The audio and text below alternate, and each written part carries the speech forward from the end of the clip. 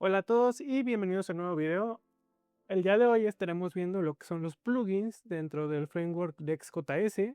Veremos para qué nos funcionan, cómo podemos implementarlos y veremos ejemplos para crear nuestros propios plugins dentro de nuestros proyectos. Así que sin más, comenzamos.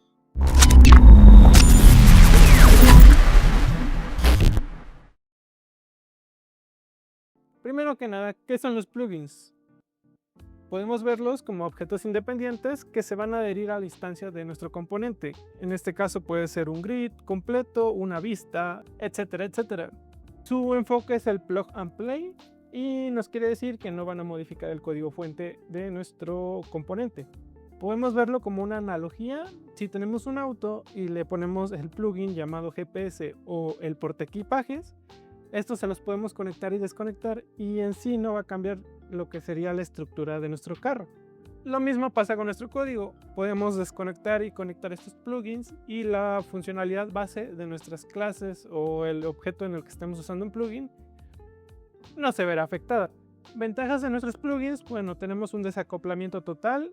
Como mencionábamos, el componente principal se va a mantener limpio.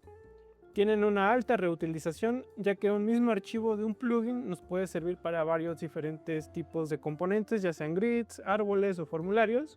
La modularidad dinámica nos permite inyectar o remover funcionalidades al vuelo, es decir, de forma muy sencilla. Y podemos generar una estandarización visual en toda la aplicación, ya sea que tengamos un plugin para modificar el estilo de una celda en específico para cierto tipo de datos, que será lo que veremos en el ejemplo de más adelante.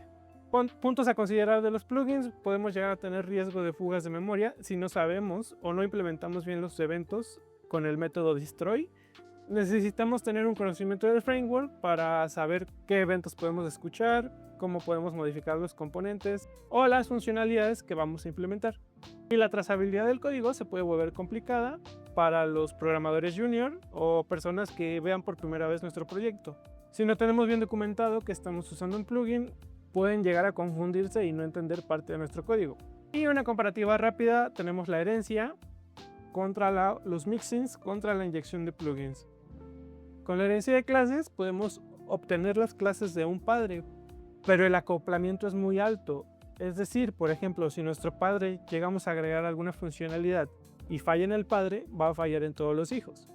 Los mixins nos van a ayudar a agregar funciones extra a nuestro componente. Por ejemplo, si tenemos una función que vamos a usar para algún login y lo heredamos en varios formularios diferentes, lo podemos realizar. Y su acoplamiento es medio. ¿Qué quiere decir esto? Por ejemplo, si en nuestra clase principal tenemos un método con cierto nombre y en el mixin hay un método con el mismo nombre, va a haber un conflicto y se va a sobreescribir. Y finalmente, la inyección de plugins nos va a permitir conectarlos, desconectarlos de forma muy sencilla, ya que su acoplamiento es muy bajo, ya que no estamos modificando la funcionalidad principal de nuestro componente. Ahora sí, pasemos a nuestro ejemplo. Yo por acá tengo una aplicación que creé desde cero con dos grids muy sencillos. Tenemos este grid de empleados y tenemos este grid de productos. Y bien, vamos a nuestro proyecto. Como pueden ver, acá tenemos mi grid de productos, mi grid de empleados, y tengo dos stores, un store para los empleados y otro store para los productos. Igual son ejemplos muy sencillos. Y por aquí tenemos dos archivitos que vamos a llenar ahorita, que nos va a servir para crear nuestros propios plugins. Como vemos, estamos heredando de los plugins de esta clase x.plugin.abstract. Y tenemos nuestro método initComponent. El initComponent siempre por defecto puede recibir el tipo de componente que vamos a usar, en este caso el grid. Los que han trabajado con XJS saben que podemos usar plugins que ya vienen preparados desde nuestro framework.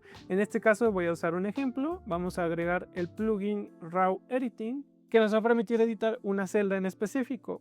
Aquí en nuestros campos, bueno, en nuestras columnas, nada más necesitamos agregar la propiedad editor para que el plugin sepa qué editor debe de abrir cuando le damos clic. Vamos a guardar esto y vamos a regresar. Aquí me equivoqué y es plugins. Entonces regresamos a nuestro proyecto. Y por acá nada más bastaría con dar clic y nos abre nuestro editor. En este caso podemos cambiar el texto y le damos en guardar. Ahora bien, vamos a ver cómo podemos crear nuestros propios plugins para así darle más funcionalidad a nuestros proyectos. Vamos a irnos por acá al plugin Progress Cell. Este plugin nos va a servir para agregar una barra de progreso en los campos o en las columnas que contengan un tipo de dato del 0 al 100 en número entero.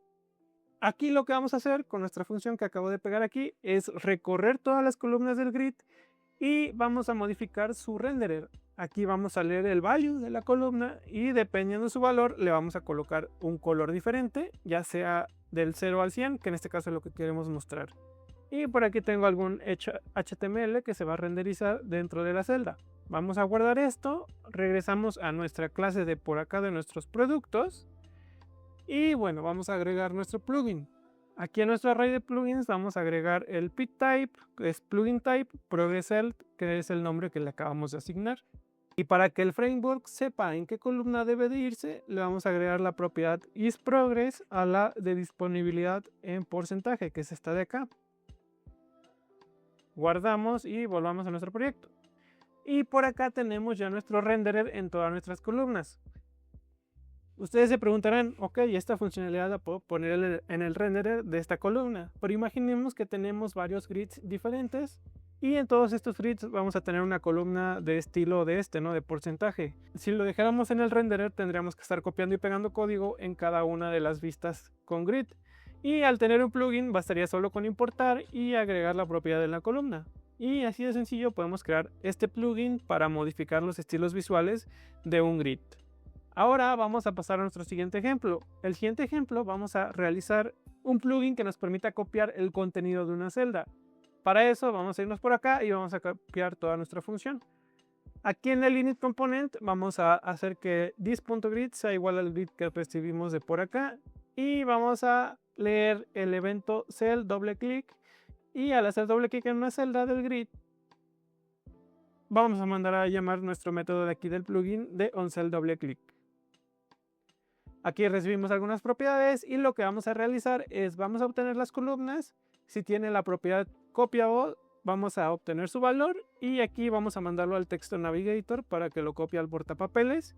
Aquí tenemos un toast sencillo para indicarle al usuario que copió el texto. Y muy importante, como este plugin tiene, o más bien está escuchando un evento, todos los plugins que escuchan eventos debemos agregarle la propiedad destroy. Esto para evitar fugas de memoria y evitar afectar el rendimiento de nuestra aplicación.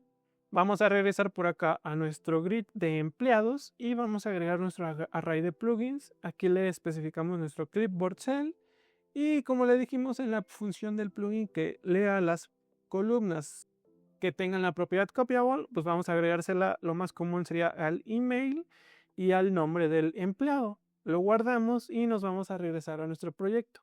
Y bien, nada más bastaría que al hacer doble clic, ya sea en el correo o en el nombre, nos va a copiar al portapapeles su valor. Entonces doble clic en el nombre y nos dice copiado Ana Gómez y lo vamos a mandar por acá. Y vemos que con el control V funciona igual su correo y le hacemos esto. Y así de sencillo es como podemos crear nuestros dos plugins personalizados. Recuerden que cada quien tiene sus necesidades específicas y pueden llegar a crear tantos plugins como requieran en su proyecto y así poder estandarizar muchas cosas y ahorrarse el estar copiando y pegando mucho código. Espero que este video te haya sido de utilidad. Recuerda que si te gustó puedes regalarnos un like y dejarnos en la cajita de comentarios qué más cosas quisieras aprender acerca de XJS. Así que sin más, me despido y nos vemos en el siguiente. Adiós.